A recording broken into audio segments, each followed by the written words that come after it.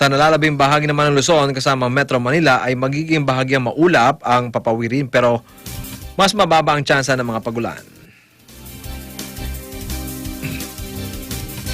Muling nabawasan ang antas ng tubig sa Angat Dam sa nakalipas na magdamag. Ayon sa Pag-asa Hydrometeorology Division, mula sa 181.69 meters kahapon, bumaba pa sa 181.38 meters ang antas ng Angat Dam ngayong araw. Nabawasan rin ang antas ng tubig sa Ipo, Ambuklaw at Magat Dam. Habang naragdagan naman ang antas ng tubig sa Lamesa, Binga, San Roque, Pantabangan at Caliraya Dam. Niyanig na magnitude 4.2 na lindol ang Nueva Vizcaya. Ayon sa PHIVOX, naitala ang pagyanig kaninang alas 8:17 ng umaga. Naitala ang epicentro sa layong 3 kilometers timog kanluran ng bayan ng Ambagyo. Tectonic ang pinagbulan ng lindol at may lalim na 1 kilometro. Naramdaman ang instrumental intensity 1 sa Baler, Aurora. Wala namang naitalang aftershocks at pinsala sa mga infrastruktura ang lindol. Yanig ng magnitude 4.4 na lindol ang Cagayan Province kaninang umaga. Ayon sa PHIVOX, naitala ang pagyanig alas 4:57 kaninang umaga, 4 kilometers southwest ng Kalayaan. May lalim itong 8 kilometers, naramdaman ang instrumental intensity 3 sa Pasuquin, Ilocos Norte. Wala namang naitalang pinsala sa mga ari-arian ang lindol at wala ring naitalang aftershocks. Samantala, ang Davao Occidental ay niyanig naman ng magnitude 4.0 na lindol kaninang umaga. Ayon sa PHIVOX, naitala ang pagyanig alas 7:05 ng umaga kanina na may 460 km east ng Sarangani. May lalim ang lindol na 303 kilometers. Wala ring naitalang pinsala sa nasabing pagyanig. 17 volcanic earthquakes ang naitala sa Taal Volcano sa nakalipas na 24 oras. Ayon sa Philippine Institute of Volcanology and Seismology o PHIVOX, naobserbahan rin ang weak steaming o fumarolic activity sa main crater ng bulkan na may taas na 10 metro. Dahil nananatili na nasa alert level 1 ang bulkan, inabisuhan ng publiko na mapanganib ang paglapit o pagtungo sa permanent danger zone ng bulkan, lalo na sa bisinidad ng main crater, Taal Volcano Island at Daang Castilla Fissure. Ito ay dahil sa posibleng phreatic eruptions, minor ashfall at paglabas ng volcanic gas. At sa ating mga pangunahing balita, mahigit sa 24.61 milyon na katao sa buong daigdig ang naiulat na hawaan ng COVID-19 virus. Ang infections ay mula sa 210 na mga bansa at teritoryo simula nang umusbong ang sakit sa China noong Disyembre ng nakaraang taon. Samantala, batay sa pinakahuling datos, pumalo na sa 832,804 na individual ang namatay dahil sa COVID-19. Nangunguno pa rin ang Estados Unidos na may pinakamataas na death toll at cases kung saan pumalo na sa 5,885,178 ang cases habang nasa 180,855 naman o 59 naman ang namatay. Sumunod ang Brazil na may 3,761,391 cases at 118,649 deaths. Pangatlo ang India na may 3,387,500 cases at ang death toll ay nasa 61,529. Samantala, ang Russia ay may 980,405 cases at 16,914 deaths. At ang Peru ay 621,997 cases at 28,277 deaths. Samantala, sa ating bansa, umakyat na sa 209,544 ang kabuang bilang ng mga kaso ng COVID-19 sa Pilipinas. Ito ay matapos makapagtala ang Department of Health ng 3,999 na mga bagong kaso ng virus infection. Mayorya ng mga bagong kaso ay mula pa rin sa National Capital Region na umabot sa 2,097 cases. Sinundan ng Laguna na may 178 new cases, Cavite na may 138 new cases, Batangas na may 132 new cases at Cebu na may 125 new cases. Kapagtala naman ang DOH ng 510 na bagong gumaling mula sa COVID-19.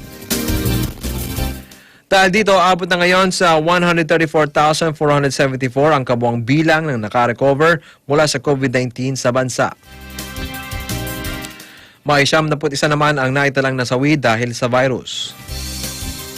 Ayon sa DOH, sa bilang na ito, 55 ang nasawi ngayong Agosto, 33 noong Hulyo, 2 noong Hunyo at 1 noong Mayo. Sa ngayon, umakyat na sa 3,325 ang kabuang bilang ng mga nasawi dahil sa COVID-19. May 36 namang inalis ang DOH mula sa kabuang bilang ng kaso ng COVID-19 na kanilang nai-report kasunod ng nagpapatuloy na validation at paglilinis ng listahan ng mga nagpositibo sa virus. Muling umapila ang Department of Health sa publiko na tulungan ng gobyerno sa kampanya kontra COVID-19. Ayon sa DOH, malaking bagay ang maagang isolation sa mga hinihinalang pasyente na may COVID-19 na laban sa virus. Ayon kay DOH Undersecretary Maria Rosario Vergere, kapag may hinala o duda na maaring infected na ng virus, ay agad mag-isolate para maprotektahan ang kanilang sarili at ang kanilang pamilya. Mahalagang safety measures anya ang isolation sa taong mga nagkaroon ng close contact sa mga hinihinalang positibo sa COVID-19 para probable case at confirmed cases. Pangunahing layon anya nito ay maputol ang pagkalat ng virus sa mga barangay at komunidad. Binigyan diin ni Vergere na ang laban sa COVID-19 ay wala sa mga ospital, wala sa isolation facilities o testing center. Nagsisimulaan niya ito sa komunidad, barangay at sa bawat tahanan. Kaya naman dapat anya maging proactive ang lahat at magtulungan na huwag nang kumalat pa ang virus. Bumaba na ang testing backlog ng mga COVID-19 laboratories sa bansa. Batay sa datos ng DOH nitong August 26 ay nasa 627 na lamang ang backlog ng kanilang mga laboratorio. Malaking improvement na ito mula sa dating backlog na naglalaro sa mahigit na 9,000. Sa ngayon, may 83 na licensed na RT-PCR laboratories na sa bansa, habang 27 naman ang lisensyadong Gen Expert Laboratories. Pero bagamat marami na ang COVID-19 laboratory sa bansa, hindi pa rin sila 100% na nakakakumpleto na magsumite lahat sa DOH ng report ng napropresesong swab samples. Una nang sinabi ni Health Undersecretary Maria Rosario Vergere na marami pa ring hamon ang kinakaharap ng kanilang mga laboratorio sa araw-araw na operasyon. Sa dami kasi anya na ng test na pinoproseso araw-araw, pagkatapos ito ay kailangan pa nila mag-encode para makapagsumite ng report sa DOH.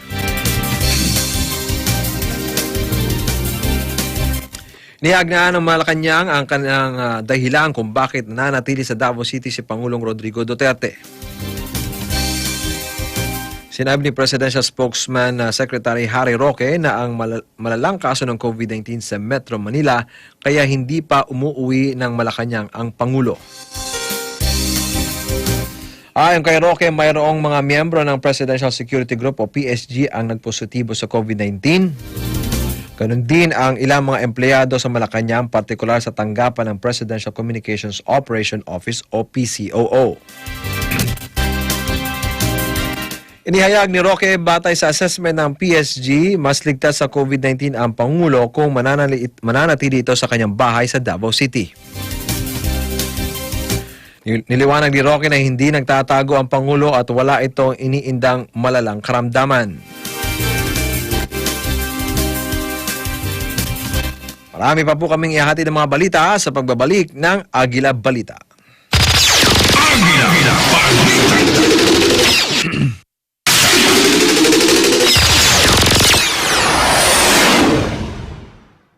Hi everyone, it's Kula Desma.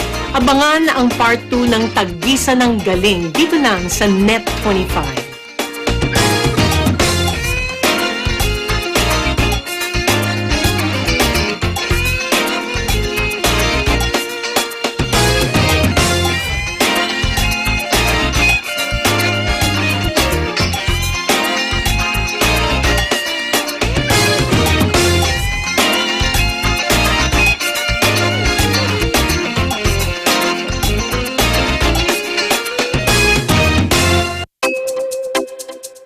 The New Era University, in its 45th year of excellence, discipline, and service to humanity, will offer online education all levels beginning this first semester academic year 2020 to 2021 through the NEU Virtual Learning Environment, or NEU VLE.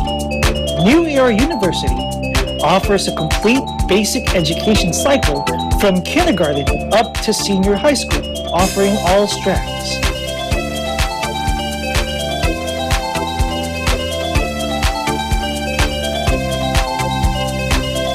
NEU has 18 colleges,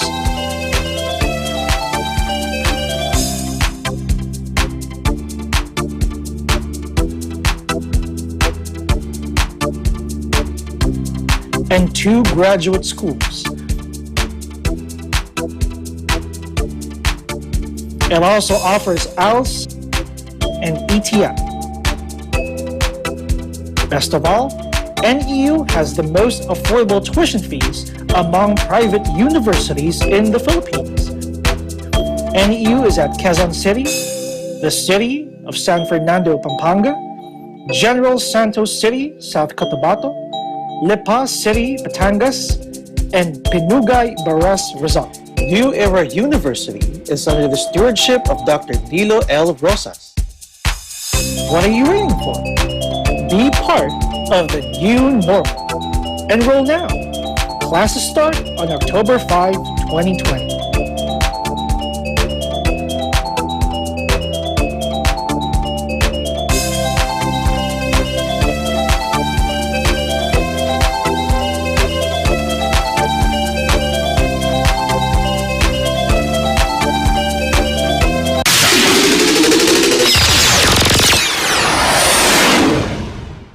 To save the children. Agila Balita. O ang Agila Balita alas 12. Ang oras natin ay alas 12:20. At sa ating pang mga ibang balita, isa sa ilalim sa 14 na araw na total lockdown ang OB-GYN Department ng Quezon Medical Center o QMC sa Lucena City. Simula Agosto 31 hanggang September 14. Ayon sa memorandum na inilabas ni Dr. Bilenti Garana, hepe ng OB-GYN Department ng QMC sa nakalipas na 2 linggo, ay tumaas ang bilang ng mga buntis na nagpositibo sa COVID-19. Karamihan sa mga ito ay asymptomatika at na-admit na sa non-COVID areas ng departamento. Dahil niya sa pangyaring ito ay 2 sa mga doktor ng OB-GYN Department ang nagpositibo sa virus. 3 namang doktor mula sa OB emergency room at delivery room ang na-expose sa virus. Habang nasa lockdown daw ang OB-GYN Department ay magsasagawa ng testing at i-quarantine ang mga na-expose. Magsasagawa rin daw ng disinfection, isasara ng ang OB emergency room. Skeleton staff lang ang magduduty sa delivery room. Samantala, magpapatuloy ang operasyon ng OB ward. Nananatiling sarado ang emergency service complex ng Jose Reyes Memorial Medical Center sa Maynila hanggang sa Lunes, August 31. Ito ay bilang pagsunod sa pinaigting na health standard ng pamahalaan. Nauna nang inanunsyo ng ospital ang pansamantalang pagsasara ng ER nila mula August 19 hanggang August 26 para isailalim sa disinfection at decontamination at pag-renovate sa ER pero napalawig ito. Umapila naman ng pangunawa ang JRRMMC mula sa publiko dahil sa patuloy na pagsasara ng ER. Kailangan pa kasi umanong kumpunihin ang pasilidad ng Emergency Service Complex upang maging mas ligtas at mas kapaki-pakinabang para sa lahat. Ang mga pasyente na dadalhin sa ER ng JRRMMC ay ililipat muna sa Tondo Medical Center kapag wala ng COVID-19 o sa San Lazaro Hospital at Dr. Jose Rodriguez Medical Center sa Caloocan kung may COVID-19 ang pasyente. Sa September 1, inaasahan magbabalik serbisyo ang ER ng JRRMMC.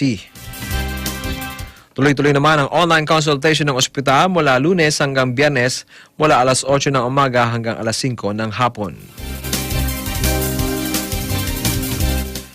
Pansamantalang sinuspende ang operasyon ng Regional Office of the Department of Labor and Employment o DOLE sa Harod District, Iloilo. Ayon kay Regional Director Cyril Ticao, ito'y dahil sa isang babaeng empleyado ng tanggapan ang nagpositibo sa COVID-19.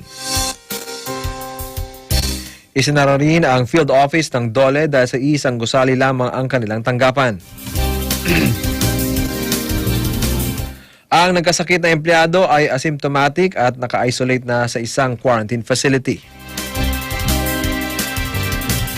Ang pasyente ang kauna-unang personnel ng DOLE Region 6 na nagpositibo sa virus. Ang operation suspension ay sinimulan kahapon August 28 hanggang September 3. Sinimulan na ang cleaning, disinfection at contact tracing activities sa nasabing tanggapan. Samantala, mga field offices naman sa Aklan, Antique, Guimaras, Negros Occidental at Capiz ay nananatiling bukas at operational. Samantala, isinailalim naman sa 4-day lockdown ang Bacolod City. Pinatupad ang lockdown matapos ang panawagan ng mga doktor sa Negros Occidental na magpatupad ng mas mahigpit na quarantine sa lungsod dahil sa pagtaas ng kaso ng virus transmission sa lugar. Ayon kay Health Undersecretary Maria Rosario Berhere, ang Negros Occidental ay kabilang sa top 5 areas na may mataas na kaso ng COVID-19 sa bansa. At karamihan ay mula sa mga stranded individuals returnees. Sa pinakahuling datos, umabot na sa 681 ang confirmed COVID-19 cases sa lalawigan kung saan 48% ay nagmula sa Western Visayas. Inaasahang magiging operational at magagamit na sa katapusan ng Agosto ang itinayong Regional Government Center Mega Health Facility na nasa Calamba City, Laguna.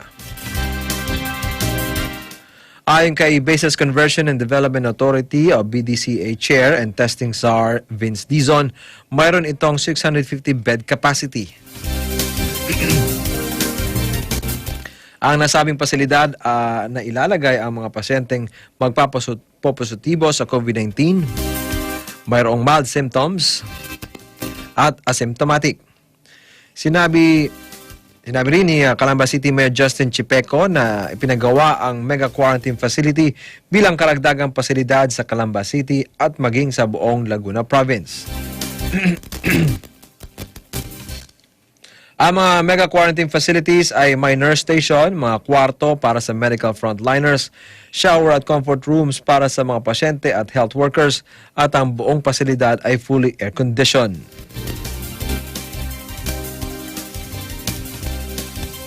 Natapos na ng DPWH ang construction sa mga bagong quarantine facilities sa Iligan City, Llano del Norte. Ayon kay Public Works and Highways Secretary Mark Villar, ginawang isolation facilities ang 3 multipurpose building sa Iligan City na mayroong kabuang 120 bed capacity. Sa mga nasabing pasilidad, dadalhin ang mga COVID patients na asymptomatic o kaya ay mayroong mild symptoms. Mga suspect at probable case para mapigilan ang pagkalat ng virus sa lungsod at malibre ang bed capacity ng mga ospital para sa mga severe at critical cases. Pinangunahan ni DPWH Undersecretary Emil Sadain ang pag-turnover sa 40-bed capacity isolation facility na nasa Barangay Poblasyon, Iligan City sa mga lokal na opisyal. Nagtayo rin ang DPWH ng mga restroom at shower room sa mga pasilidad. Ang City Health Department ang mag-ooperate sa mga isolation facilities. Bukod sa mga COVID patients, sa mga nasabing quarantine facilities din, patutuloyin ang mga locally stranded individuals at returning overseas Filipinos na sumailalim sa 14-day isolation period.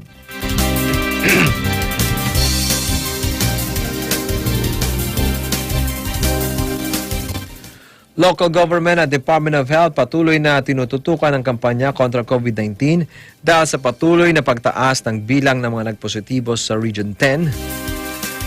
Ang report na yan kay Agila correspondent Richard De La Cruz.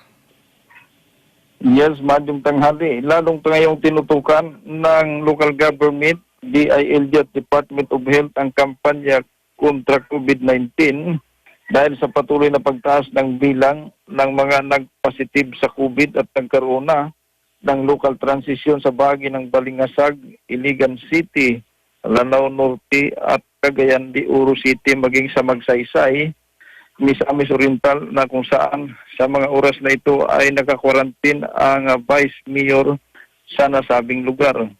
Inaasahan na sa pakikipagtulungan ng individual na mamayan at pagsunod sa marching order ng Department of Health at tuluyan ng matulukan ang tuloy-tuloy na pagtaas ng bilang ng mga nagpositibo sa COVID sa iba't ibang bahagi ng Northern Mindanao. Para sa Eagle News, Richard De La Cruz, we live in interesting times. Hindi pa masabi ng Task Force PhilHealth kung ano ang kakaharaping kaso ng mga dati at kasalukuyang opisyal ng ahensya dahil sa nabunyag na libu-libong kaso sa mga empleyado at healthcare institutions na hindi maisampa at naaksyonan. Ayon kay Justice Undersecretary at Spokesperson Mark Perete, nasa fact-finding stage pa lamang ang task force sa ngayon. Aalamin pa niya kung mayroong inexcusable negligence o kung may intensyon ng PhilHealth legal sector na huwag sampahan ng kaso ang mga nagkasalang kawani at HCIS. Sinabi ni Perete na malalaman ang pananagutang sibil, kriminal o administratibo ng mga sangkot sa oras na may sumite ng mga binuong composite teams ang kanilang report at pinal na ma-evaluate ng task force ang lahat ng mga ebidensya. Una nang inamin ni resigned Senior Vice President for the Legal Sector, Attorney Rodolfo Del Rosario Jr., na 50 kaso laban sa mga empleyado ng ahensya at 11 kaso laban sa mga HCIS ang naisampa kahit libo-libo ang mga kaso. Paliwanag ni Del Rosario, mas pinapabura nila ang settlement ng mga kaso kaysa prosecution at limitado ang resources ng regional offices ng ahensya kaya delayed ang paghain ng kaso at mababa ang bilang ng mga naaksyonan.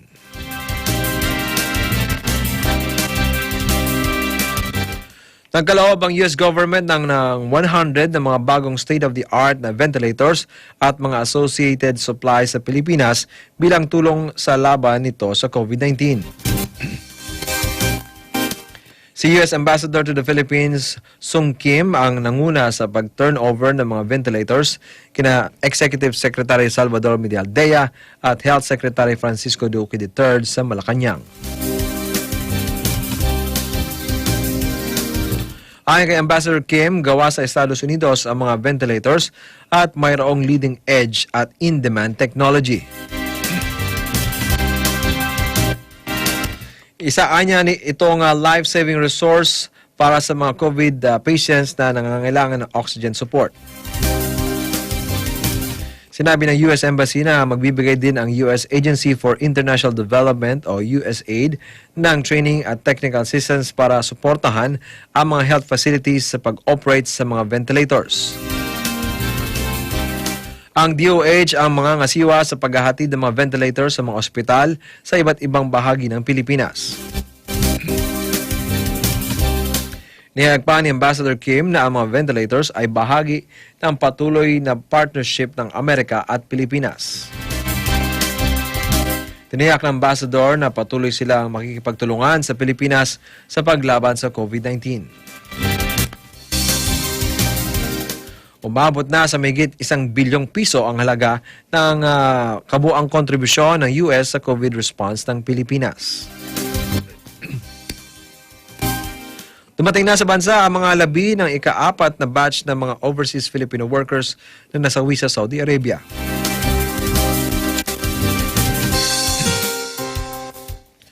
Ayon sa Department of Labor and Employment, 72 na labi ang kanilang naiuwi sa bansa kung saan mayorya ay nasawi o 62 sa mga ito ay pumanaw dahil sa COVID-19 related disease habang ang 10 ay dahil sa iba pang sakit. Dumating sila sa bansa sakay ng chartered flight ng Philippine Airlines. Ang 40 sa mga labi ay mula sa Alcobar, 17 mula sa Jeddah at 15 mula sa Riyadh.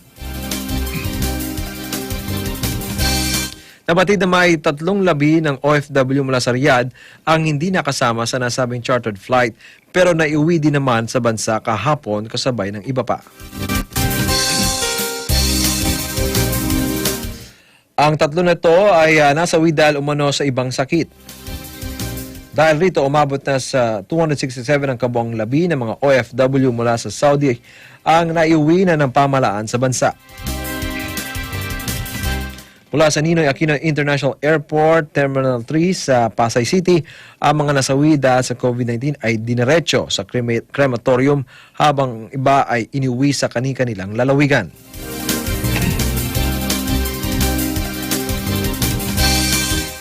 Muling nagpaalala ang Bureau of Immigration and Deportation o BID hinggil sa kung sino ang pwede at hindi pwedeng pumasok sa bansa. Ayon sa BID, kahit na ang mga dayuhan na nakapag-asawa ng mga Filipino ay hindi pa rin papayagang makapasok sa bansa kung walang visa. Ang paalala ay ginawa ng BID matapos madiskubreng may ilang dayuhan ang nagtatangkang pumasok sa bansa ngayon at ginagamit na dahilan na may asawang Pilipino umano. Sa report ng Port Operations Division ng Immigration, sinabi ni Commissioner Jaime Morente na mayroong ilang dayuhan na nakapangasawa ng Filipino ang hinarang sa NAIA dahil sa kawalan ng kaukulang visa kaya agad din pinabalik sa pinanggalingan nilang bansa. Ayon kay POD Acting Chief Clifton Medina, simula noong August 19, 2020, hindi bababa sa 15 banyaga ang nagpakailalang asawa ng mga Pinoy ang pinigil pagdating sa NAIA dahil sa kabiguang makapagpakita ng visa. Kabilang sa mga hinarang ang ilang Americans, Europeans, South Koreans at Africans na nagpakita lamang ng kanilang marriage certificates subalit wala namang naipresentang visas. Payo ng BI sa mga dayuhan na kumuha muna ng entry visa mula sa konsulado ng Pilipinas sa bansang kinaroroonan para makapasok sa bansa at makasama ang kanilang pamilya.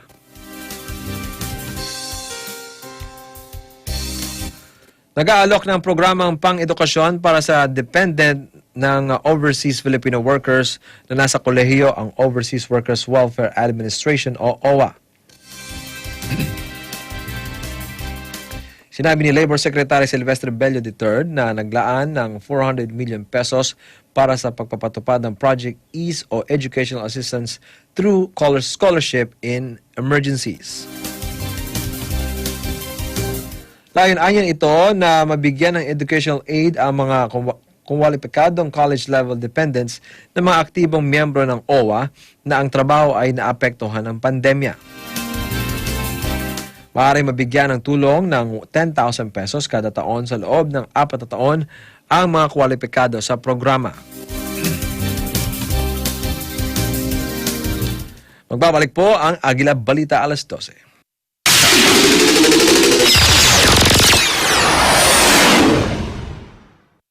Hello, my name is Robin, and I'm 5 years old.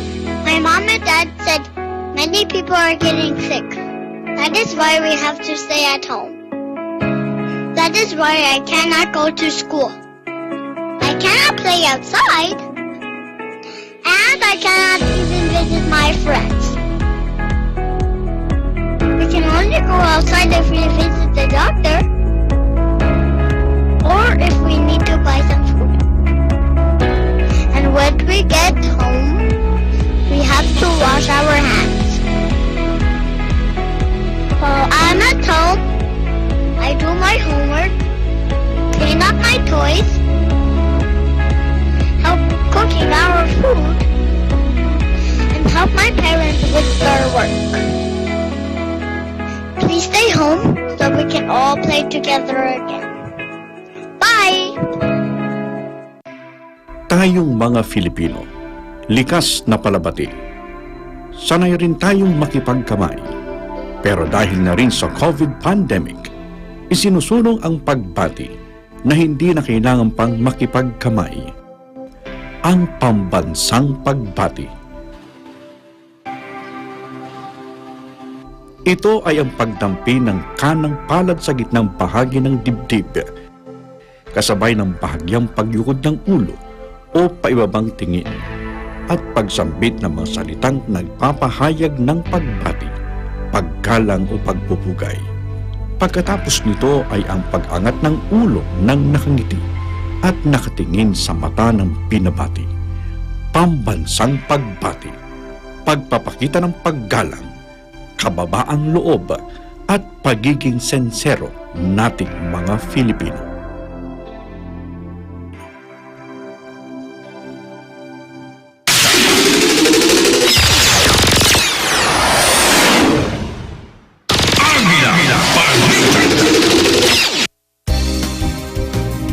Agila Balita, alas 12. Ang oras natin ay alas 12:40. Susuriing mabuti ng Senado ang panukalang pambansang budget para sa susunod na taon kahit pa sa pamamagitan ito ng online hearing. Ayon kay Senator Sonny Angara, Chairman ng Senate Finance Committee, hindi magiging hadlang ang online hearings sa masusi at masinsinang pagrepaso ng mga panukalang budget ng mga ahensya. Tiniyak ni Angara na magsusumiti nila ang panukalang 4.5 trillion budget sa Malacanang bago pa man ang itinakdang deadline para sa lagda ng Pangulo. Mayoryaan niya ng pondo ay tutugon sa paglaban sa COVID pandemic, pagpapalakas sa health sector at pagpapalakas ng ekonomiya. Posible sa Lunes ay ianunsyo na ni Pangulong Duterte ang opisyal na papalit sa sinibak na si PhilHealth President Ricardo Morales. Ayon kay Senator Christopher Bongo, nakausap niya ang Pangulo at sinabi nitong pinag-iisipan niya ng mabuti ang ilalagay sa PhilHealth. Tumanggi ang senador na pangalanan ng kapalit ni Morales at bahala na anya ang Pangulo na mag-anunsyo. Aminado anya ang Pangulo na kailangan maglagay ng bagong opisyal para hindi maantala ang serbisyo ng PhilHealth, lalo ngayong marami ang nagkakasakit dahil sa COVID pandemic. Samantala, dismayado naman ang ilang senator bakit ang itinalagang officer in charge sa PhilHealth ay si Vice President Arnel de Jesus. Ayon kay Senate Minority Leader Franklin Drilon, questionable rin ang kredibilidad ni De Jesus. Ang opisyal kasi anya ang nagtulak at nagpatupad ng advance payment sa mga non-COVID hospital gaya ng dialysis center at mga maternity clinic sa ilalim ng interim reimbursement program. Ito rin anya ang lumagda sa illegal liquidation memorandum circular na magbibigay ng discretion sa mga regional directors na gawing optional ang liquidation sa halip na gawing mandatory. Wala rin anya ang mangyayari sa PhilHealth at magpapatuloy lamang ang korupsyon. Ginitamaan ni Senator Francis Pangilinan na hindi band-aid ang kailangan ng PhilHealth. Kaya ng sakit na kanser ang kailangan na anya ay operasyon para matigil na ang matinding korupsyon sa ahensya.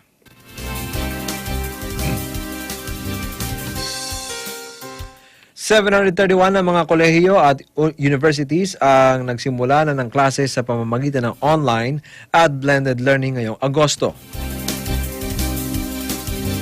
Sinabi ni Chairperson Prospero de Vera, Ngayong buwan anya ang may pinakamaraming bilang ng mga universities na nagbukas ng klase. Ayon kay De Vera, may karagdagan pang 186 na mga kolehiyo at universidad ang inaasahang magbubukas ng klase sa Setyembre at Oktubre. Habang nasa 80 namang mga pribadong universidad ang nakapagsimula na ng klase noong Hunyo hanggang Hulyo. Ayon kay De Vera, hindi angkop sa kolehiyo ang naunang pasya ng DepEd na ilipat ang pagbubukas ng klase sa October 5, lalo't may iba't ibang schedule ang mga pamantasan alinsunod sa umiiral nilang academic terms tulad ng semester, trimester at quarter sem.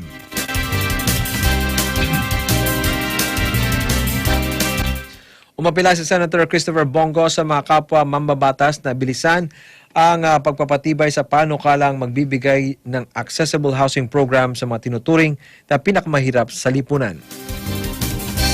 Sinabi ni Go na matagal ng problema ng maraming Pilipino ang kawalan ng pabahay.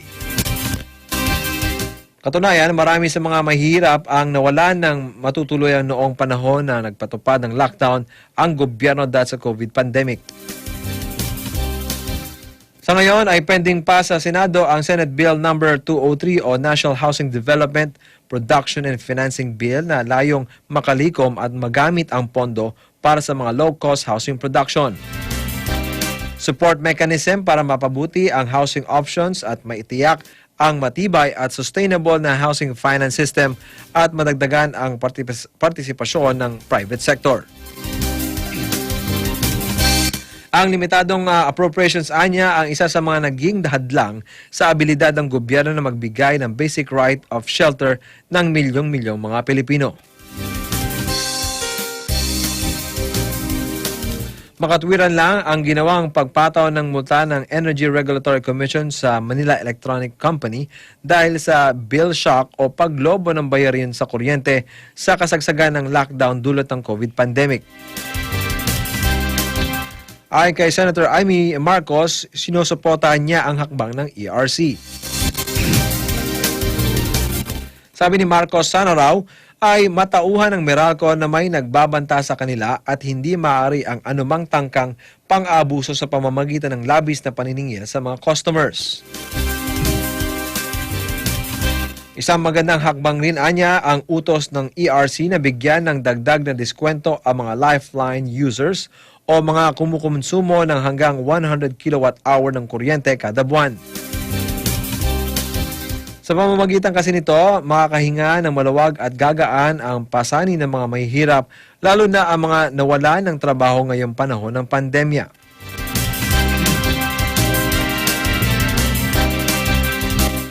Umapila si Agriculture Secretary William Dar sa mga local government units at iba pang kinaukulang ehensya na isama ang karne ng manok sa pinamahaging food packs o relief goods. Ito ay upang makatulong sa at na matugunan ang sobra-sobrang supply at maging matatag ang presyo ng mga poultry products. Sinabi ni Dar na makakatulong sa pagpapataas sa demand ng manok ang pagsama nito sa mga relief goods na magre-resulta rin sa pagtaas ng farm gate price nito. Ayon kay Dar, kailangan nilang maghanap ng ibang market para mapataas ang demand ng manok matapos na tumigil o magbawas ng operasyon ang kanilang malaking bilang ng mga food establishments at restaurants dahil sa COVID-19 pandemic. Tiwala pa rin si Philippine National Police PNP Chief General Archie Francisco Gamboa sa kanyang mga tauhan sa Hulo, Sulu.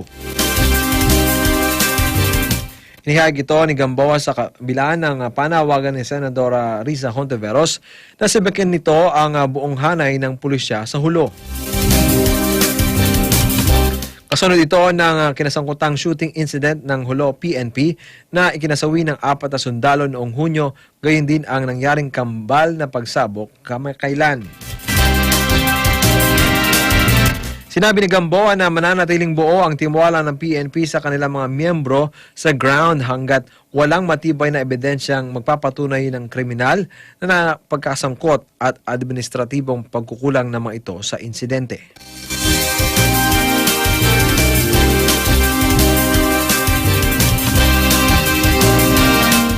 Aabot sa 36 na milyong pisong halaga ng mga peking sigarilyo ang nakumpiska ng Bureau of Customs Port of Manila.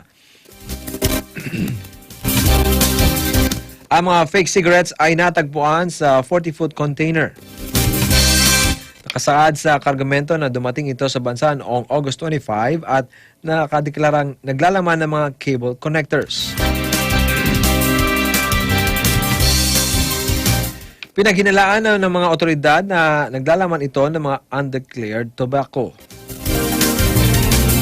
Tumambad sa mga otoridad ang nasa tinatayang na 800 master cases ng fake cigarettes matapos mabuksan ang kargamento. Kinumpirma ng kinatawan ng local cigarette company na ang naturang fake cigarettes ay hindi locally made at walang permiso mula sa kumpanya. Matatandaan nitong buwan rin na kumpiska ng BOC ang 80 million pesos na halaga ng mga peking N95 mask at smuggled cigarettes sa Bulacan.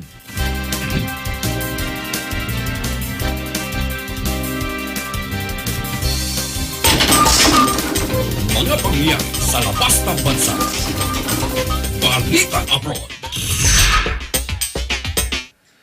Sa balitang abroad, mahigit na sa 80 katao sa Afghanistan ang namatay at mahigit sa 100 ang sugatan kasunod ng pananalasa ng flash flood sa Parwan Province. Ito ay ayon kay Ramatullah Haidari, Deputy Spokesperson for the Governor of the province. Nangyari ang flash flood dahil sa walang humpay at malalakas na pag-ulan na nagsimula pa noong nakalipas na linggo. Ayon sa mga opisyal ng Disaster Management Ministry, dose-dosenang bahay at mga sasakyan ang winasak at inanod ng baha. Nagpapatuloy naman ang rescue operation sa mga nawawala pa. At ayon kay Parwan Provincial Spokeswoman Wahida Shakar, mahigit sa 1,500 na mga bahay sa hilagang bahagi ng Kabul ang tuluyang nawasak at marami ang nawawala. Sa mga nakalipas na siglo, ang agrikultura sa rehiyon ng South Asia ay nakadepende sa annual monsoon mula Hunyo hanggang Setyembre. Ngunit nagtitrigger din ito ng malakas na pag-ulan sa rehiyon kabilang ang India, Pakistan, Bangladesh, Nepal at Afghanistan na umabot sa bilyong dolyar ang pinsala kada taon.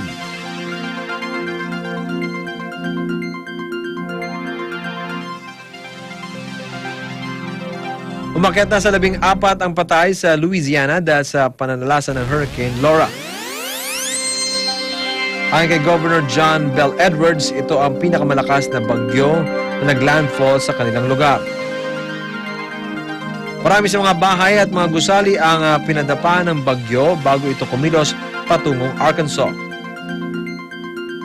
4 sa mga namatay ay nabagsakan ng mga puno ang kanilang mga bahay. Habang iba naman ay nalunod habang sakay ng bangka at mayroon ding nalason habang nag-aayos ng generator. Isang chemical plant din sa Westlake ang nasunog matapos tamaan ng bagyo. Bagamat hindi gaano malaki ang pinsalang ng lindol, itinuring pa rin itong mapanganib na bagyo. Tinatayang nasa halos 867,000 na mga bahay at mga negosyo sa Louisiana ang nawasak at ilang mga residente rin sa Texas at Arkansas ang nawala ng kuryente. Balitang Pangkalusugan.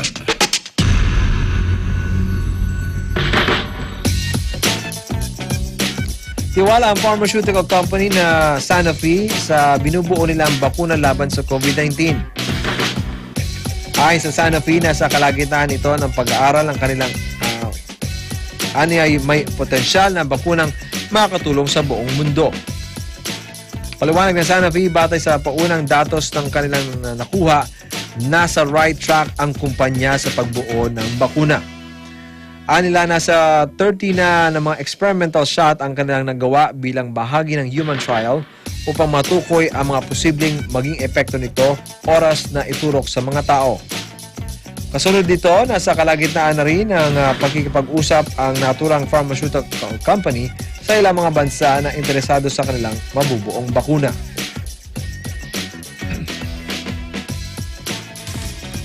Tagisan ng lakas, patalasan ng isip. Balitang Sports! Sa Balitang Sports, bukas araw ng linggo ay itutuloy na ng NBA ang kanilang mga laro kasunod ng naganap na pamboboycott ng mga laro bilang ang pagpapakita ng protesta. Ayon kay NBA Commissioner Adam Silver na nagkasundo sila na bumuo ng Social Justice Coalition.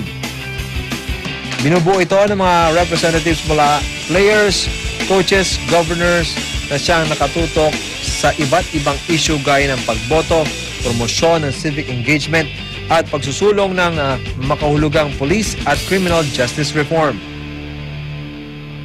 Anya sa bawat lungsod na mayroong league franchise at may sariling area ay makikipagtulungan ang mga local election officials para gawin ang nasabing pasilidad bilang voting locations para sa 2020 general election. Kasama rin sa naging pag-uusap ang lahat ng 13 natitirang NBA teams sa playoffs.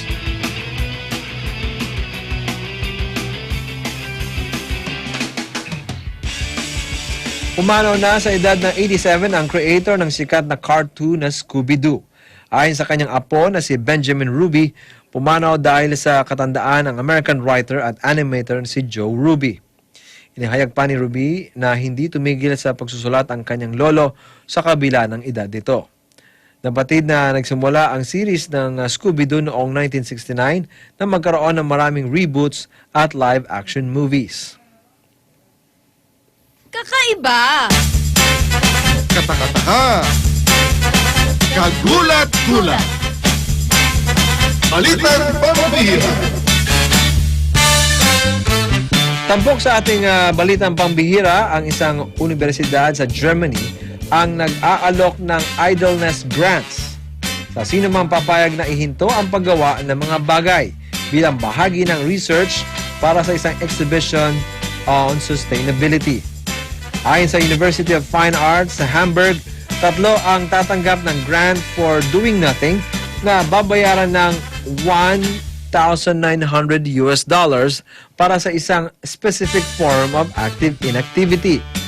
Dagdag pa ng eskwelahan, bahala ang mga aplikante na pumili ng sarili nilang form of idleness at isang panel of school officials naman ang pipili sa 3 best pitches. Sinabi ni Frederick von Boris, ang architect at design theorist na siyang bumuo sa programa, hindi madali ang wala kang gagawin. Anya, ang aplikante na rin ang bahala kung gaano katagal niyang gagawin ang kanyang inactivity. Pahayag pa ng eskwelahan, ang grant money ay ibibigay kapag naisumite na ng napiling aplikante ang kanilang experience reports sa kalagitnaan ng Enero ng susunod na taon. Sinabi ni Von Boris na ang participants na nagsumite ng kanilang reports ay babayaran, successful man o hindi ang kanilang attempt ng inactivity. Lahat ng isinumiting applications ay magiging bahagi ng isang exhibition na tinatawag na School of Inconsequentiality Towards a Better Life na planong gawin sa Nobyembre. At yan ang naging kabuuan ng ating balita. Ito ang Radyo Agila Balita sa pangalan ng mabubuo sa Eagle News Service. Ako po si Ben Bernaldez. We live in interesting times.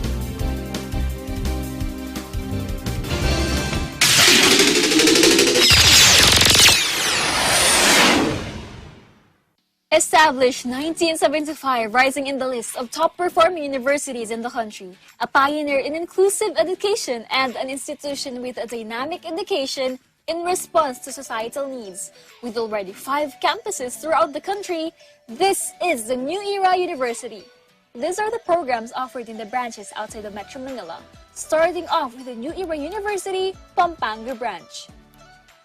This is the first branch outside of Metro Manila and now offers complete basic education, K-12 and collegiate programs. For the basic education, preschool, nursery, kinder, elementary, grades 1 to 6, junior high school grades 7 to 10, and senior high school grades 11 to 12.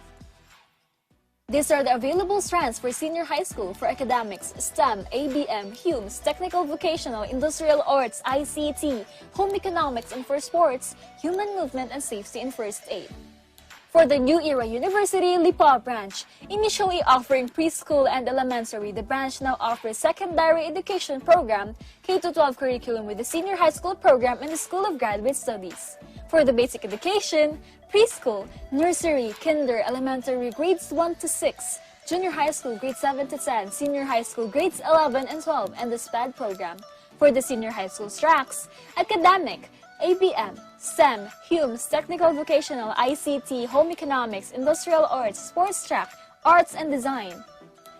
For the New Era University General Santos branch, at first offering the preschool education program, this branch now fully offers the K-12 program with senior high school.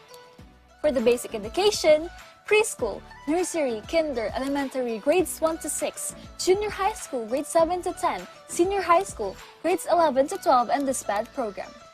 Senior high school tracks and strands available: accountancy, business and management, science, technology, engineering and mathematics, and humanities and social sciences. So what are you waiting for? Enroll now and be a part of the new normal. Be a part of New Era University.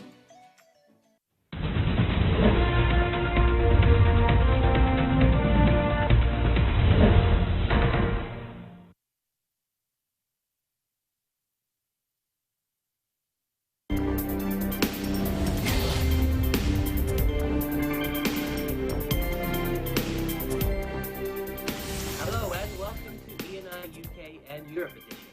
I'm Jakarta Matera, reporting from London. We'll be bringing you news reports from the United Kingdom and Europe. And we have live reporters on standby, ready to give their reports. With us today, on today's lineup, we have with us Love and Season, who will be reporting live on the cinema premiere for Tenet, the first blockbuster released since the pandemic. Then we go to Ashley Espiritu, who will be reporting live on how locals are enjoying a calmer London since the pandemic. Then we have a report from EBC Spain by Beverly Madrid on a meet and greet of the Iglesia de Cristo youth members in Spain and in Latin America. Back to the UK, we will be taking a tour of the Natural History Museum in London, a report by Belle Celestino. In Belgium, the Iglesia de Cristo holds an online acoustic night in Belgium, France, Monaco, and Switzerland. This report will be given by Maria Dausin. In Germany, Dortmund in particular, they have a DIY donut wall report. This is by Irene Juliette Arzadon.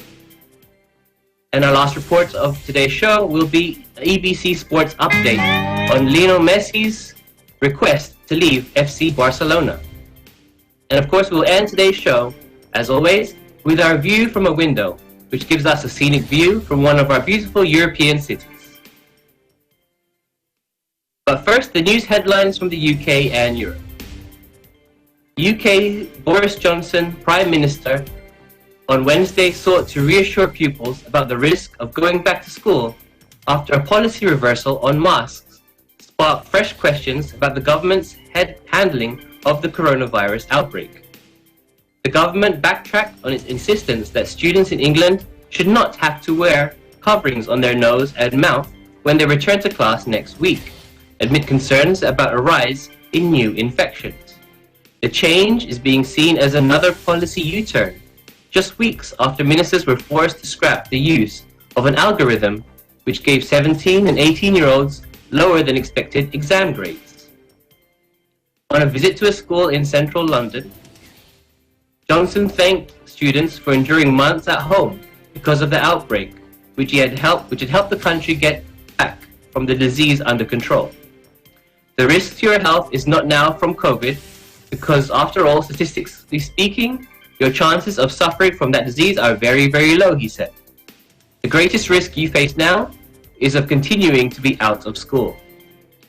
The new guidance advises secondary school students aged 11 to 18 and staff to wear face coverings in corridors and communal areas, and in places with local coronavirus restrictions.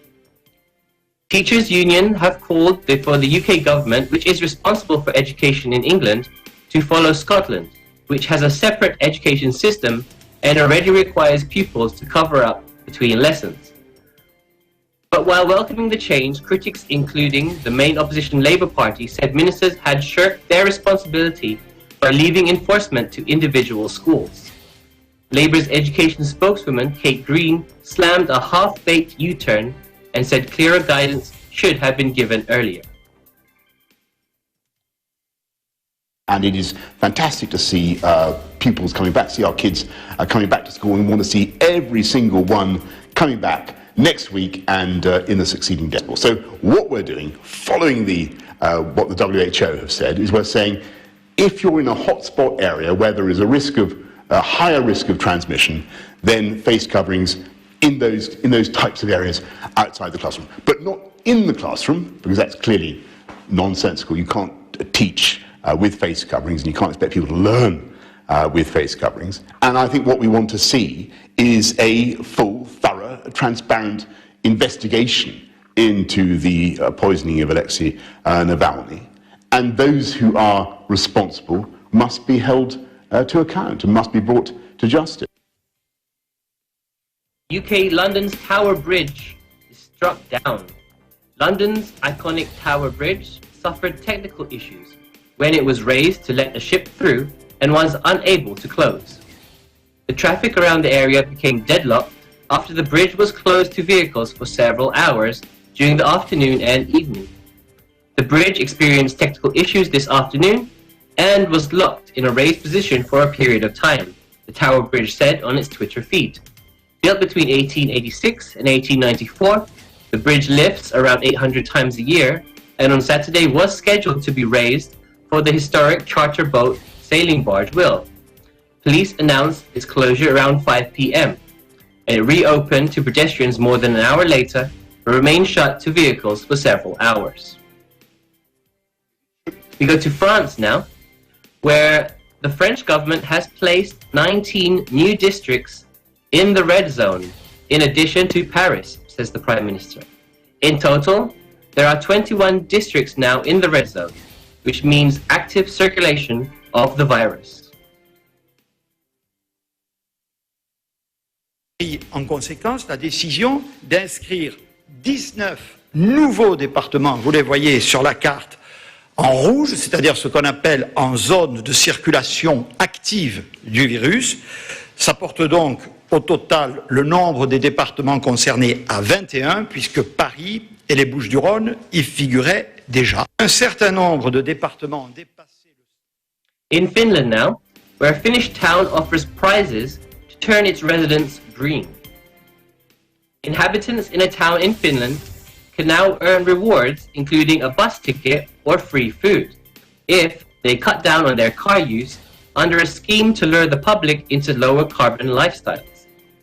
The EU-funded CityCap project allows individuals in the town of Lahti to track their carbon emissions as they move around, using an app that detects whether they are in a car, on public transport, walking, or cycling. Anyone who uses up less than their allocated carbon allowance each week earns virtual euros, tradable for benefits such as swimming lessons or bus tickets, as well as free bike lights or a slice of cake and coffee at a cafe. The city is very car dependent, and its goal now is that by 2030, more than 50% of all trips are made by sustainable transport modes, the project manager, Anne Hutterton, told AFP. The current figures stand at 44%, yet the project's wider aim is to develop a new method for encouraging greener behavior using a personal carbon trading system that other cities can copy. CityCap has gained a lot of interest all over the world, not only in Europe, but also in the US and Canada. The concept is modeled on the EU's carbon trading scheme, under which companies and governments are allocated carbon credits and must pay to pollute more than this amount, or they could sell off any surplus if they emit less. The CityCap app gives each participant a weekly carbon budget based on their personal circumstances. The average person in this town of 120,000 inhabitants, taking a train hour ride north to the capital Helsinki emits around 21 kilos or 46 pounds of CO2 equivalent in a week. The project's head of research said that the app challenges users to reduce this by a quarter, meaning on average replacing 20 kilometers or 12 miles of driving with public transport or cycling. Researchers also hope to learn whether larger rewards will encourage more citizens away from their cars. It's possible to earn €2 if your mobility emissions are really low. But this autumn, we intend to increase the price tenfold. Lahti is still a very car-dependent city, and our strategic goal is that by 2030, more than 50% of all trips are made by sustainable transport modes. And we still have a bit of way to go, and that's what we are also trying to change with our CityCare project. And based on that, you will get a personal budget that will be renewed weekly. And then when you travel around, you have your location on and your app is in your pocket, it will automatically detect your mobility, and it will know automatically if you're taking the bus or if you are taking the car, and then it will calculate the CO2 that you're producing. And then afterwards, you can use the euros that you have collected on the virtual marketplace of the application, where you can exchange them to bus tickets or maybe bicycle lights or some other discounts on services in the city. For instance, coffee and cake or things like that. If you drive alone with an average passenger car, you are emitting 1 kilo of CO2 for every 5 kilometers of driving. So basically, if you want to reduce 3 kilos of CO2, you have to avoid driving 15 kilometers, or you have to use public transport or bicycle instead. For instance, now I went for a hiking weekend, and we did maybe 10 kilometers, 15 kilometers hiking, but I had to travel 100 kilometers by car. So after that, I checked out the app and I was like, was that a good thing? Maybe for me, but not for the environment. It's time for a break now, but please come back for more ENI UK and Europe edition.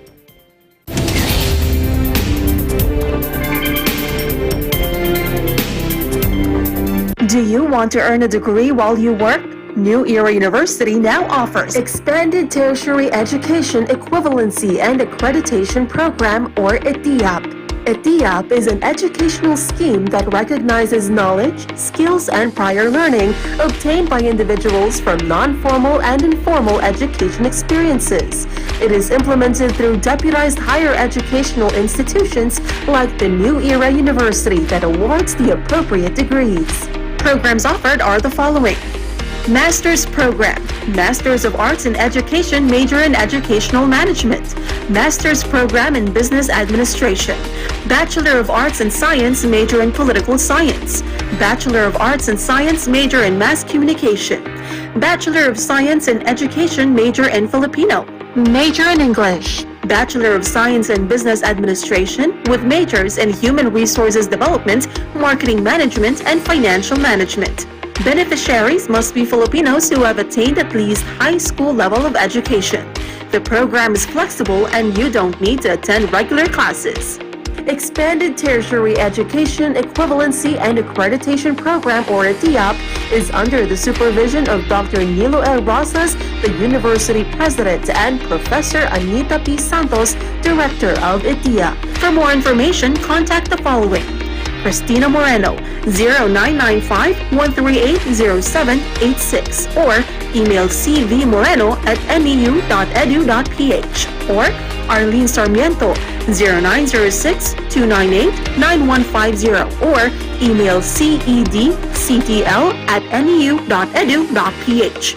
What are you waiting for? Let New Era University be your partner in achieving your dreams.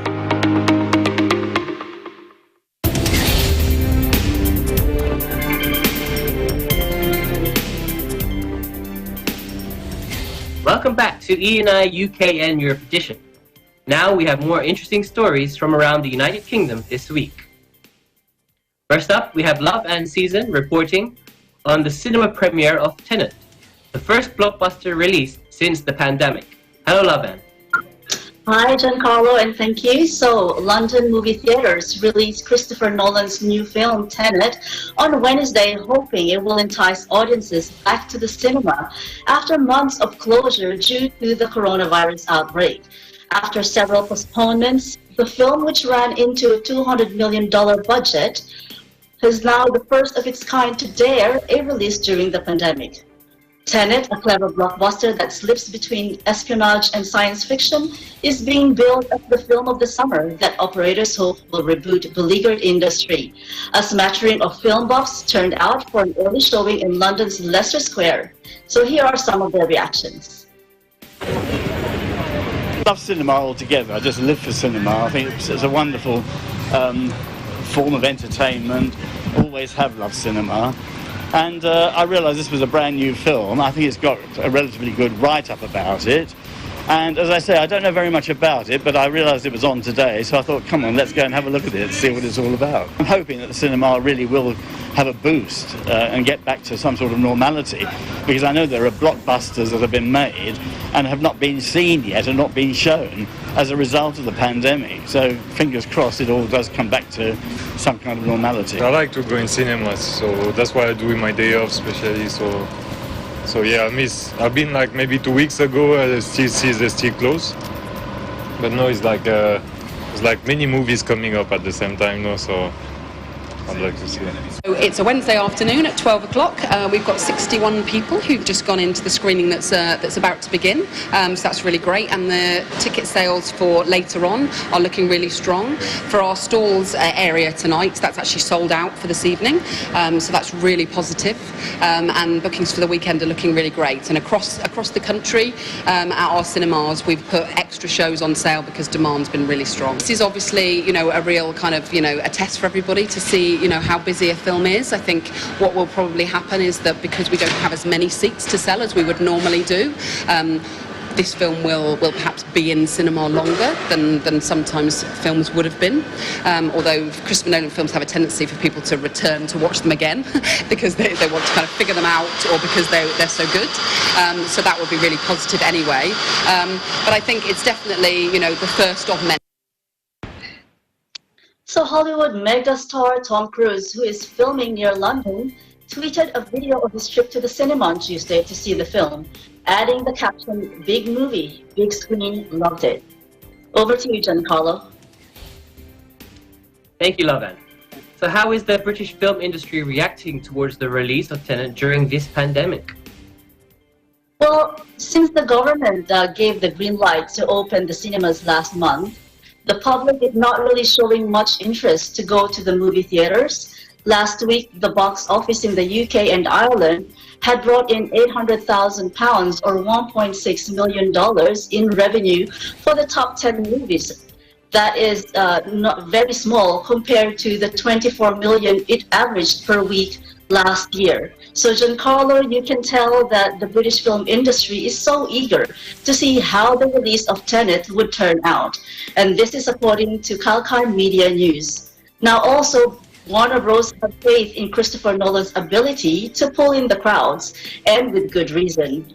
Basically, his rebooting of the Batman films in the shape of the Dark Knight trilogy has grossed more than $4 billion.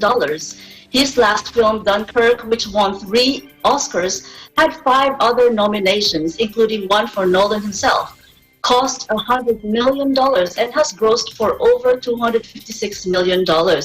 Tenet was released in more than 70 countries, including Australia, Canada, most of Europe, South Korea, and the US release is planned for September 3 and hopes to capitalize on the important Labor Day weekend. Giancarlo? Thank you, Lavan. But are there any major blockbusters that had been scheduled for release but could not have been done because of the pandemic? Yes, there actually were. And according to Calcaline Media News, Giancarlo, because of the COVID-19 pandemic, the blockbuster chart of the movies that could not be released is topped by Top Gun 2, Maverick, with Tom Cruise, and it's now scheduled for 2021. Other than that, the next installment of James Bond sequel, No Time to Die, which was scheduled to be released earlier this year, has now been postponed to the end of the year. Some other major movies whose release has been pushed back are Fatima, which is now expected to be released on August 28. Mulan is scheduled for its streaming release on 4th of September this year, and its theatrical September is also there's also another major release from DC Comics superhero stable Wonder Woman 1984, which was placed for a 5th of June 2020 release, has now been rescheduled for October 2, 2020. Giancarlo? Thank you, Lavan, for your report. Thank you, Giancarlo, for having me reporting from London, United Kingdom. I am Lavan, a Villanosa season, and we live in interesting times. Now we stay in the United Kingdom with a live report from Ashley Espiritu on how locals are enjoying a now calmer London. Hello, Ashley. Hello, Giancarlo. Thank you.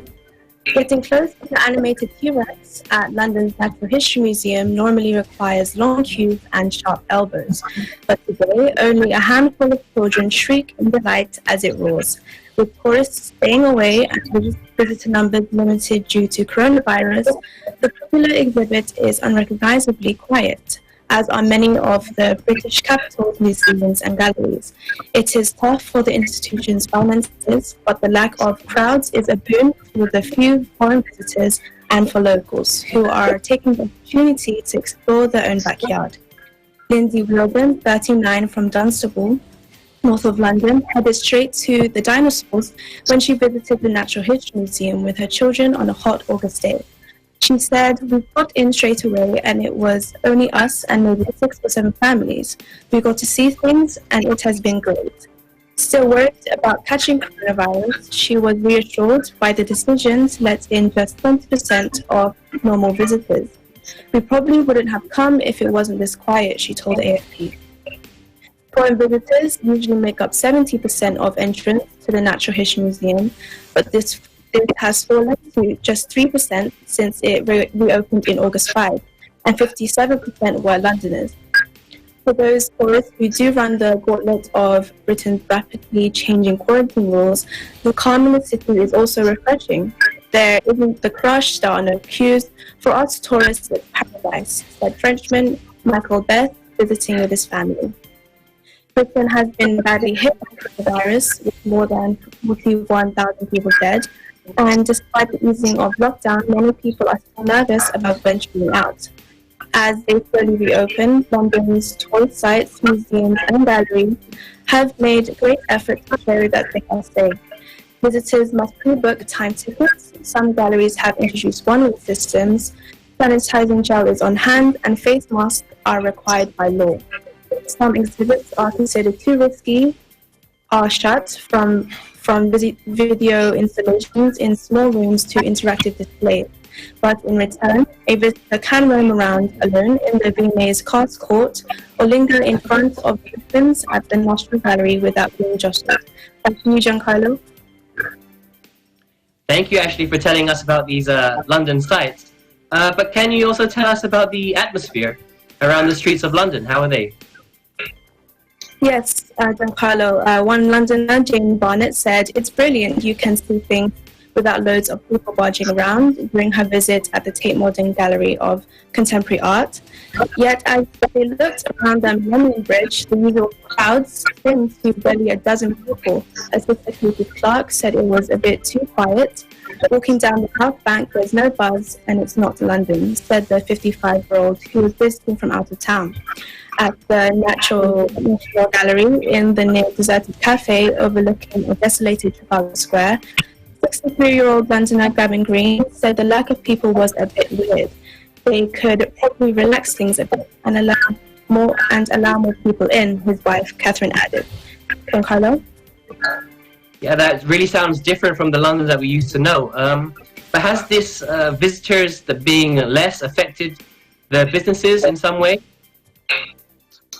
Yes, like others roaming London's museums this summer, the Greens are aware that they are hard hit by lockdown and desperately need rooms to survive. The Tate Galleries are planning to add 300 jobs in their shops and cafes after director Maria Bullshaw has said she expected only half as many visitors for the foreseeable future. And historical royal palaces, which are great sites including the Tower of London and Hampton Court, has introduced a voluntary redundancy scheme, including the Tower's famous bee features. Most museums and galleries offer free entry for the permanent displays, but they encourage donations when booking a ticket.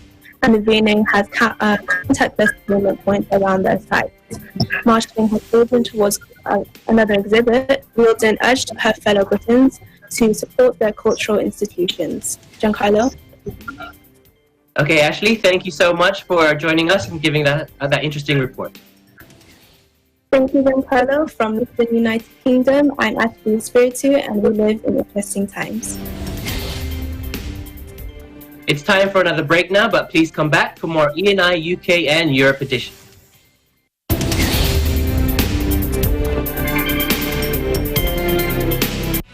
Letters and Music, Lunes hanggang Biyernes, 1:00 hanggang 2:00 ng hapon.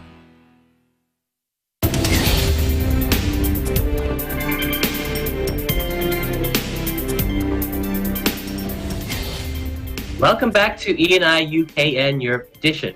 Now for more interesting stories in the UK and Europe. We go to our EBC Spain correspondent, Beverly Madrid, who reports on a meet and greet of the Iglesia de Cristo youth members from Spain and Latin America. Let's watch her report. The Iglesia de Cristo young members from Spain and Latin America recently closed the gap of physical distancing by holding a meet and greet activity through video conference. Due to the unprecedented period of social distancing, the Church of Christ Young Leaders from Spain organized a virtual event with the young leaders of Latin America countries such as Mexico, Peru, Colombia, Guatemala, Chile, and Panama. A pesar de los obstáculos como la distancia o la pandemia, mediante la conexión online pudimos ver a nuestros hermanos en el otro lado del mundo y también pudimos ver las actividades que realizaron, que realmente nos inspiran a ser fuertes emocionalmente y espiritualmente.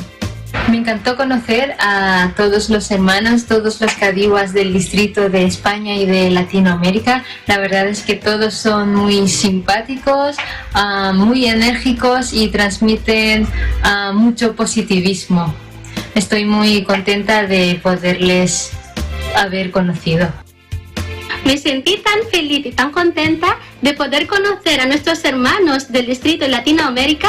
Un placer y un gusto de conocerles, hermanos, y también he podido conocer más hermanos de nuestro distrito de España. Que realmente estuve esperando ese día y cuando finalmente llegó yo estaba súper feliz de participar y poder estar en una actividad como esta. The organizers prepared virtual games and icebreakers because it's an essential way to create a fun and friendly virtual space for everyone to connect and get to know each other better. Ha sido muy entretenido, muy divertido, hemos compartido muchas risas y aparte las actividades han sido muy dinámicas y aparte me he divertido mucho porque en la actividad pudimos interactuar entre todos. Hemos podido recibir risas, hemos podido conocernos el uno al otro, o sea, como hermano y hermana, y lo hemos pasado en grande.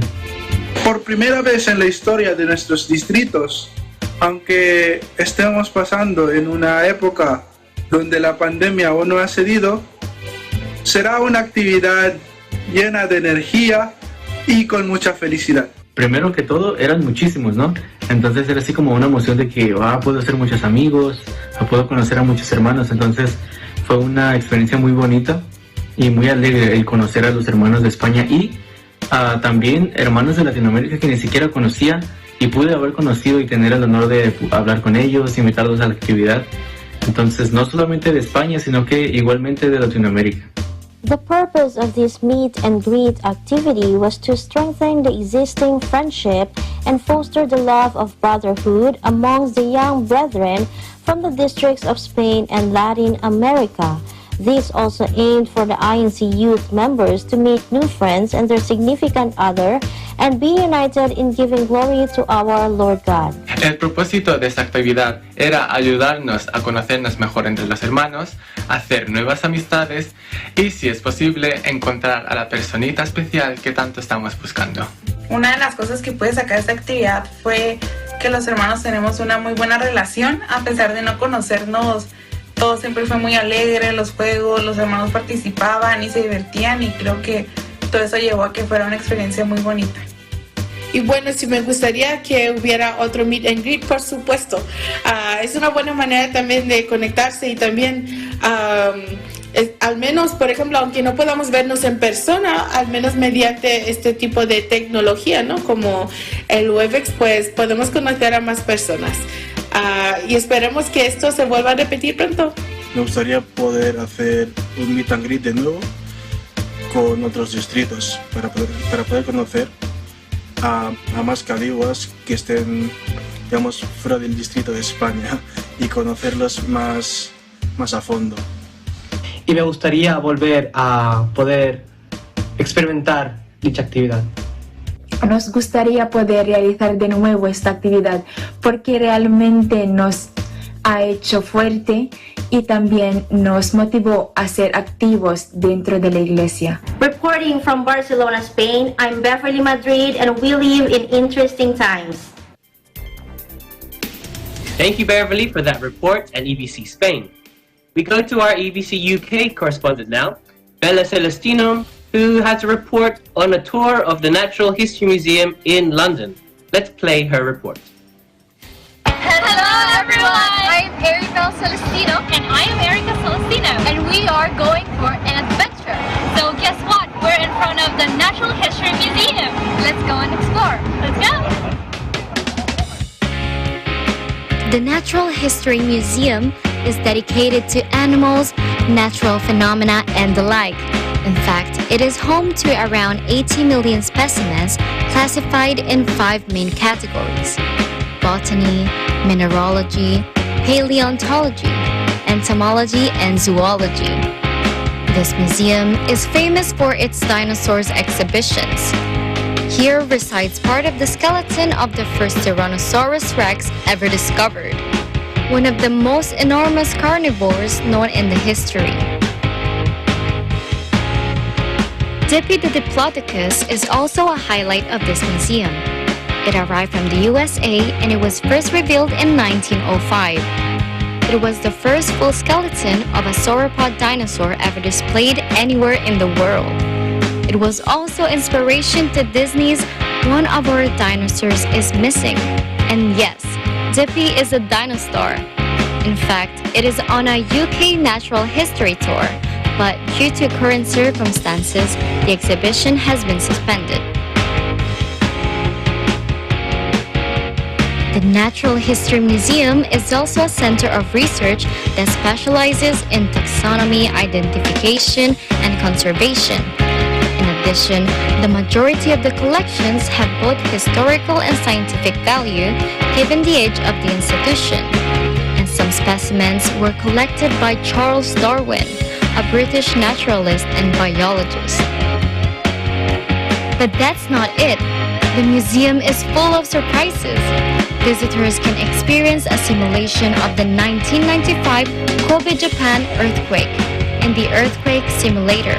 Isn't that cool? You can also learn a lot about volcanoes, mammals, and so much more. There was so much to see and learn. I could have stayed here the whole day. Exactly, and I've learned a lot too. So we hope that you had fun as much as we did. From London, United Kingdom, I'm Bella Celestino. And I am Erica Celestino, BBC UK Bureau Correspondent. And we live in interesting times. Thank you, Arabelle, for that report. Now we go to EBC Belgium correspondent, Maria Dowson, who reports on the Iglesia de Cristo holding an online acoustic night in the countries of Belgium, France, Monaco, and Switzerland. Let's watch her report.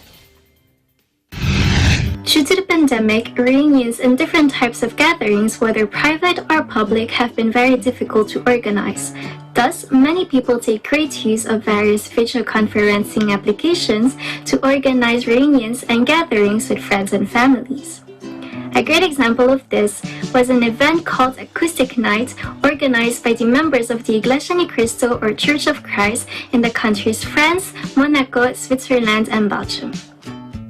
The goal of the event was to showcase the talents of many participants in singing. Maricha Miko and Charlene Paras, participants in the Acoustic Night, expressed their excitement and gratefulness in being part of such an event.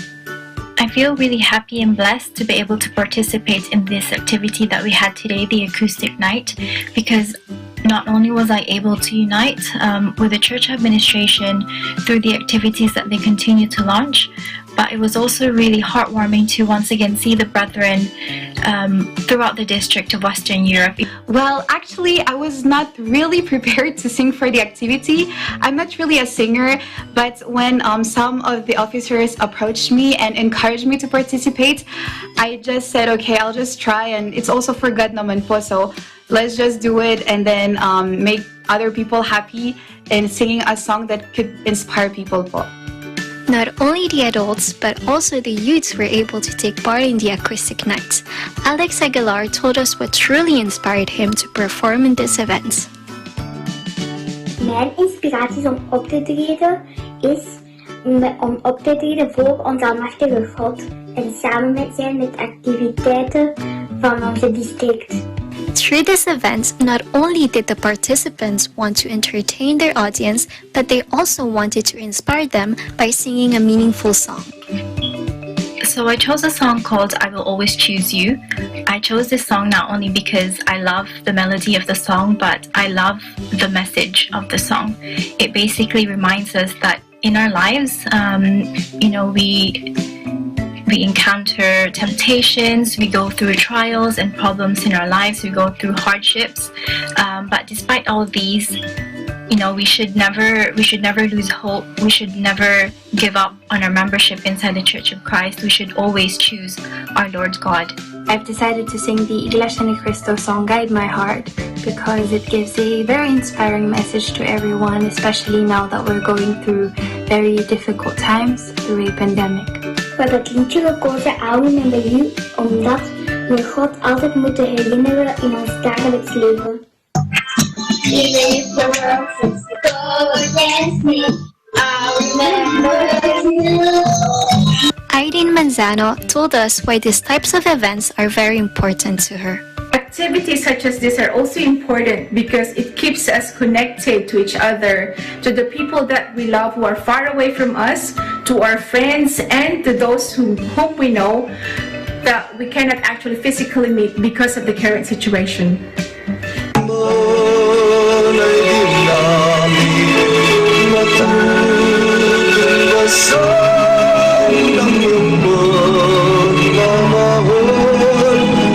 The Iglesia Ni Cristo continues to show various ways to make good use of video conferencing by organizing online events as leisure to strengthen the bonds among friends and families. Reporting from Dendrio, Belgium, I'm Maria Dawson for Eagle News International, and we live in interesting times. We go to EBC Dortmund, Germany now, where Irene Juliet Arzadon reports on a DIY donut wall. Let's watch the report.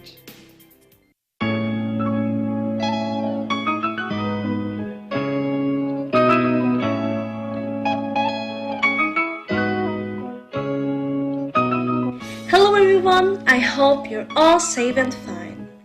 Today we are doing some crafting while we are at home. Something easy to do, and you can also use it for many occasions. So here are the things that we need for our DIY donut wall.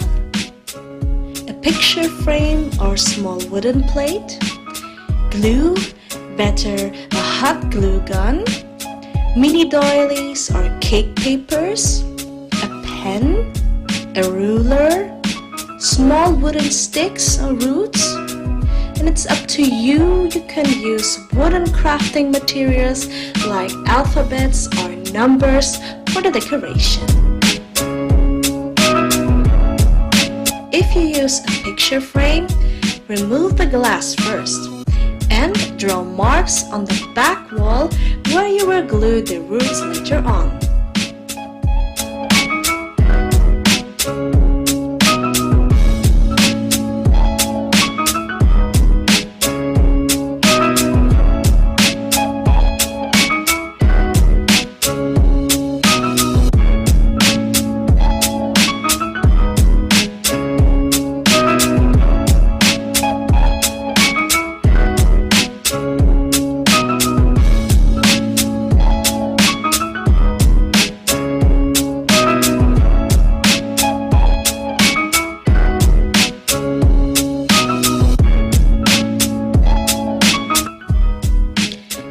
Also use the doilies paper to check the distance of the donuts, and if you want, you can use colors to easily see the marks.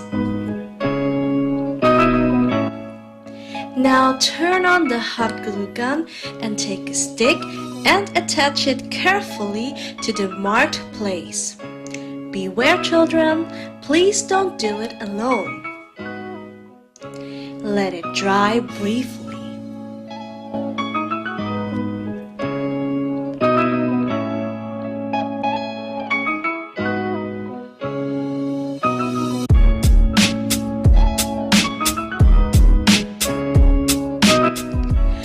Almost done.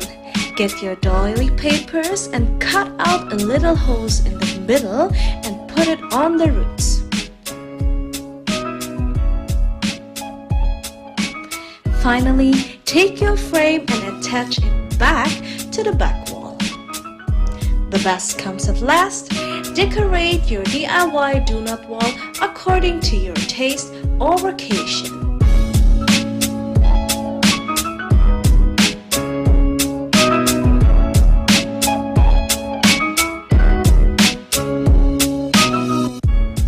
Instead of a picture frame, you can also use a wooden plate.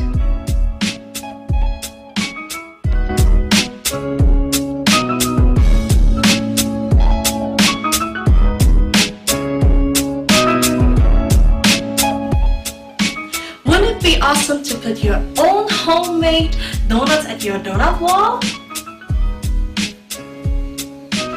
I hope you enjoyed our DIY home edition crafting. I am Irene Judith Arsadov for EBC Bureau Germany, and we live in interesting times.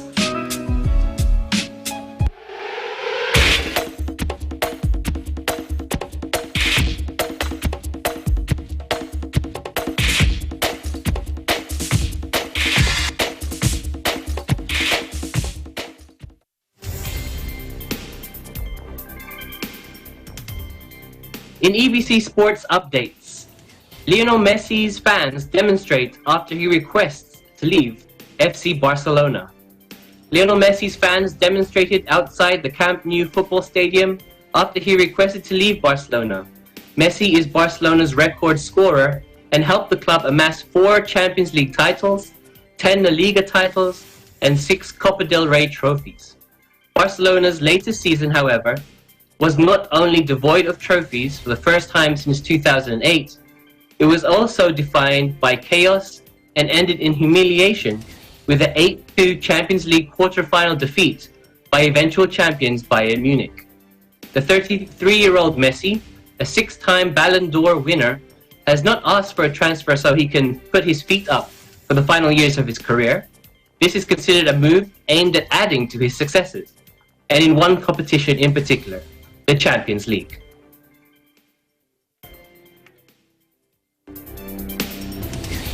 We end today's show with our view from a window. We go to Bergen, which is the second largest city in Norway. It is a place of both economic and cultural significance. Bergen is known in Norway as the city of 7 mountains. Here you can see the beauty of nature at its finest. These medieval buildings on the Bergen Wharf are a popular tourist destination. and the wharf today houses museums, shops, restaurants, and cafes. This video was courtesy of Noel Castillo Arniel of EBC Norway. Thank you so much for this wonderful view, and we hope you stay safe and keep positive. That ends today's show, but we will continue to bring you more stories and news next week from the United Kingdom and Europe. I'm Giancarlo Matera, and we live interesting times.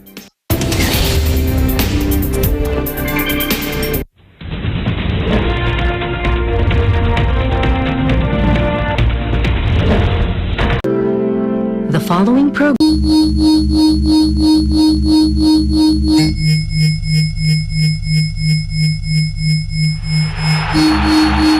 Drop when you.